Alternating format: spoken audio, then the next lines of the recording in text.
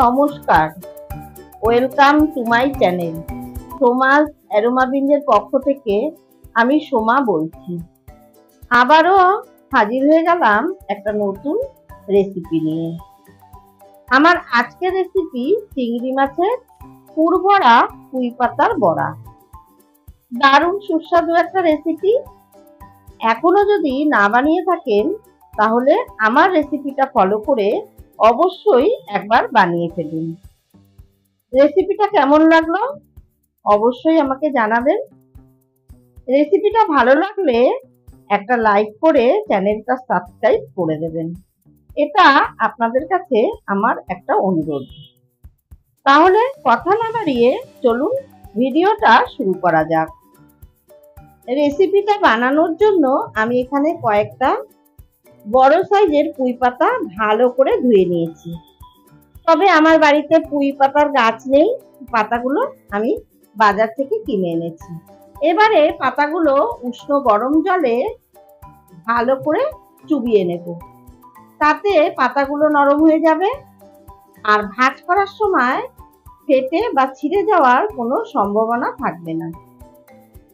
সমস্ত পাতাগুলো উষ্ণ গরম জলে চুবিয়ে নিয়ে একটা ঝুড়িতে রেখে জল ভালো মতো ঝরিয়ে নেব। এবারে একটা মশলা তৈরি করে নেব।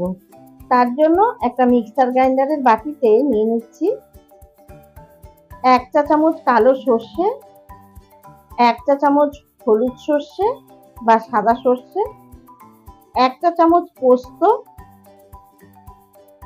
2 টেবিল চামচ নারকেল কোড়া, 3টে কাঁচা লঙ্কা আর সামান্য একটু লবণ।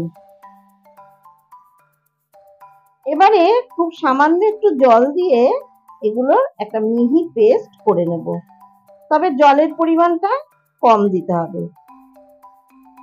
মশলাটা যেন খুব পাতলা না হয়, দেখুন এইরকম টাইট একটা পেস্ট করে নিতে হবে। এখানে নিয়ে নিয়েছি ছোট সাইজের চিংড়ি মাছ, এখানে 150 গ্রাম চিংড়ি মাছ আছে। মাছগুলো কেটে পরিষ্কার করে ধুয়ে নিয়েছি। মাছের মধ্যে দিয়ে দিচ্ছি 1/2 চা চামচ হলুদের গুঁড়ো আর দিচ্ছি সর্ষে, পোস্ত, নারকেল, কাঁচা লঙ্কার পেস্টটা। সম্পূর্ণ পেস্টটাই এর মধ্যে দিয়ে দিলাম। 1 চা চামচ সর্ষের তেল আর স্বাদ মতো লবণ। এবারে সমস্ত কিছু দিয়ে মাছের সাথে ভালো মতো মাখিয়ে নেব। দেখুন সর্ষে পোস্তর পেস্টটা একটু টাইট করে দেওয়ার ফলে কি হবে, যখন আমি বড়াগুলো ভাজবো তখন আর বেরিয়ে আসবে না। বেশি পাতলা হলে কি হবে, মশলাটা বেরিয়ে আসবে। সমস্ত কিছু দিয়ে চিংড়ি মাছের সাথে ভালো মতো মাখিয়ে নিয়ে এখন 20 থেকে 25 মিনিট ঢাকা দিয়ে এটাকে রেখে দেব।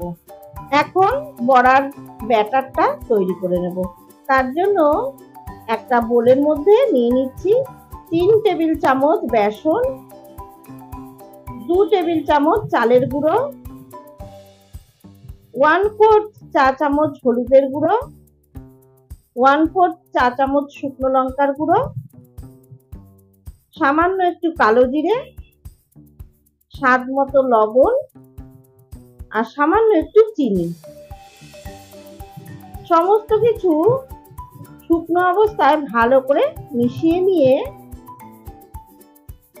অল্প অল্প জল দিয়ে গুলে নেব। একবারে সম্পূর্ণ জল কিন্তু দেব না। এইভাবে চামচ দিয়ে ভালো করে ব্যাটারটাকে ফেটিয়ে নেব। এইভাবে ভালো করে ফেটিয়ে নিলে বড়াগুলো অনেক বেশি ভালো হবে। এবারে আরো একটু জল দিয়ে ব্যাটারটা ভালো মতো গুলে নেব। ব্যাটার সম্পূর্ণ গোলা হয়ে গেছে। ব্যাটারের ঘনত্বটা ঠিক এই রকম হবে, খুব বেশি ঘনও না আবার খুব বেশি পাতলাও না। এবারে এটাকে 15 মিনিট রেখে দেব। ততক্ষণে আমি পাতাগুলোর মধ্যে পুর ভরে নেব। একটা করে পুঁই পাতা নিয়ে এর মধ্যে দিয়ে দিলাম পরিমাণ মতো চিংড়ির পুর। এবারে এটাকে আমি ঠিক এইভাবে ফোল্ড করে নিচ্ছি। সুন্দর করে ফোল্ড করে নিয়ে ঠিক এইভাবে উল্টে রাখবো, তাহলে আর পাতাগুলো খুলে যাবে না। আর একটা ঠিক একইভাবে আমি পুর ভরে নিয়ে সুন্দর করে ফোল্ড করে উল্টে রেখে দিলাম। একইভাবে সবগুলো পুঁই পাতা পুর আমি ভরে নিয়েছি। এবারে বড়াগুলো ভেজে নেব। তার জন্য গ্যাসে কড়াই বসিয়ে কড়াইতে পরিমাণ মতো সাদা তেল আগে থেকেই হাই ফ্লেমে ভালো মতো গরম করে রেখেছি। এখন গ্যাসের ফ্লেম লো টু মিডিয়ামে রেখে একটা করে ফোল্ড করে রাখা পুঁই পাতা নিয়ে ব্যাটারে এপিট ওপিট করে ভালো মতো কোট করে নিয়ে গরম তেলের মধ্যে ছেড়ে দিলাম। একইভাবে আর একটাও ফোল্ড করে নেওয়া পুঁই পাতা ব্যাটারে কোট করে নিয়ে তেলের মধ্যে দিয়ে দিলাম। গ্যাসের ফ্লেমটাকে মিডিয়ামে রেখে ভালো করে গোল্ডেন ব্রাউন করে বড়াগুলো ভেজে নেব। এক পিঠ ভাজা হয়ে গেছে, এবারে বড়াগুলো আস্তে করে উল্টে দেব। আর এক পিঠ ভালো মতো ভেজে নেব। দু পিঠ উল্টে পাল্টে গোল্ডেন ব্রাউন করে ভেজে নিয়েছি। এবারে ভেজে নেওয়া পুঁই পাতার বড়াগুলো কড়াই থেকে তুলে নিচ্ছি। আর দেখুন, একটা বড়া থেকেও কিন্তু পুর বেরিয়ে যায়নি। বাকি পুঁই পাতার বড়াগুলো একইভাবে আমি ভেজে নেব। সবগুলো বড়া আমার ভাজা হয়ে গেছে। এবারে এটা গরম গরম ভাতের সাথে অথবা বিকেলে চায়ের সাথে স্ন্যাক্স হিসাবে আপনারা পরিবেশন করতে পারেন। রেসিপিটা অবশ্যই বাড়িতে একবার ট্রাই করুন। দেখুন, আমি একটু ভেঙে দেখিয়ে দিচ্ছি। ভেতরটাও দেখুন সুন্দর কুক হয়ে গেছে। আমার রেসিপিগুলো ভালো লাগলে অবশ্যই আমার চ্যানেল সাবস্ক্রাইব করবেন। পাশে থাকা বেলটাতে প্রেস করে অল নোটিফিকেশন অন করে রাখবেন, তাহলেই এইরকম নিত্য নতুন রেসিপির আপডেট খুব তাড়াতাড়ি আপনার কাছে পৌঁছে যাবে। অবশ্যই লাইক করবেন, কমেন্টস করবেন আর বন্ধুদের সাথে প্রচুর শেয়ার করবেন। ধন্যবাদ।